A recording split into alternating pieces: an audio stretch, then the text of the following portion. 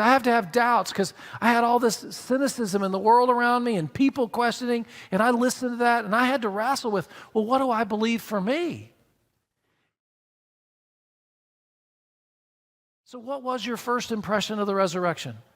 What was your first impression of Jesus? What was your first impression? I can tell you, my first impression of Jesus was what my parents handed me.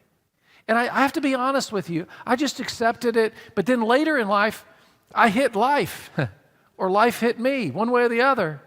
And I began to question things. I have to have doubts because I had all this cynicism in the world around me and people questioning, and I listened to that, and I had to wrestle with, well, what do I believe for me? And maybe that's where you are. Maybe you've had lots of questions. Maybe life has drained you. Maybe you have some things you have to solve, some things you have to answer. Dig into it. That's okay. That's important. That's what we need to do. Maybe you thought it was just a fairy tale. Maybe you thought it was a fantasy. That's okay. I'm okay with you taking a second look at Jesus. I had to. I was so interested in this subject. I wanted to know how Christianity matched up to other religions that I got a degree in world religions.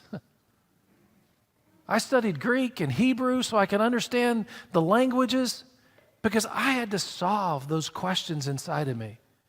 And I want to invite you, if you have questions about God, that's okay. It's okay. You know, some of Jesus' closest followers started out as skeptics. Yeah. Jesus' own brothers, James and Jude, they said Jesus was crazy when his ministry started. They stood outside and tried to get him to go home and quit.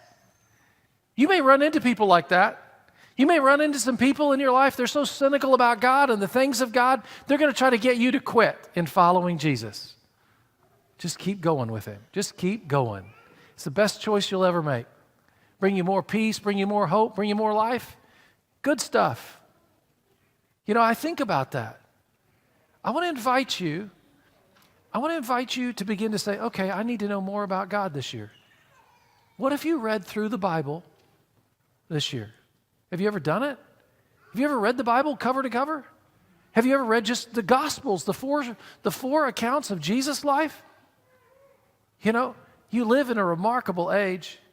Not only you can carry it around in your pocket every day, you can press a button and it'll read it to you. And all you got to do is listen. I think that's phenomenal. It's amazing. It's encouraging. So this is my invitation to you. Give Jesus a second look if you need to. Give him a second look. Think about him more. You know, there's dozens of people in this room.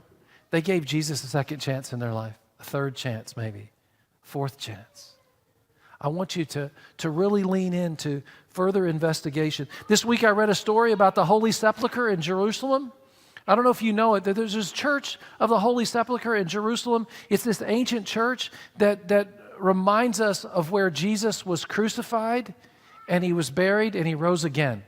It's called the Holy Sepulchre. They were doing an investigation because they needed to pick up a floor and redo it, and they were looking at the foundation of the Holy Sepulchre. And you know what they found?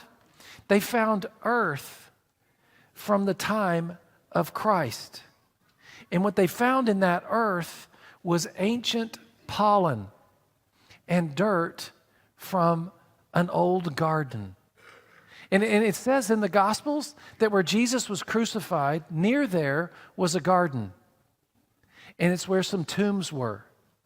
And we know this because there's all the archaeology has shown that. But what they had never had before was the ancient, basically DNA from the pollen of these old fruits and vegetables and things from the first century.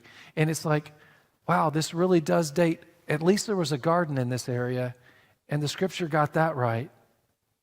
I just challenge you to keep going in your investigation of God, in your thinking about God, your meditating on God. Right here, I want to give you a passage of scripture. It's 1 Corinthians chapter 15. And in 1 Corinthians chapter 15, Paul gives what Bible scholars consider the most reliable, the most ancient account of the resurrection by the most eyewitnesses. It's really powerful.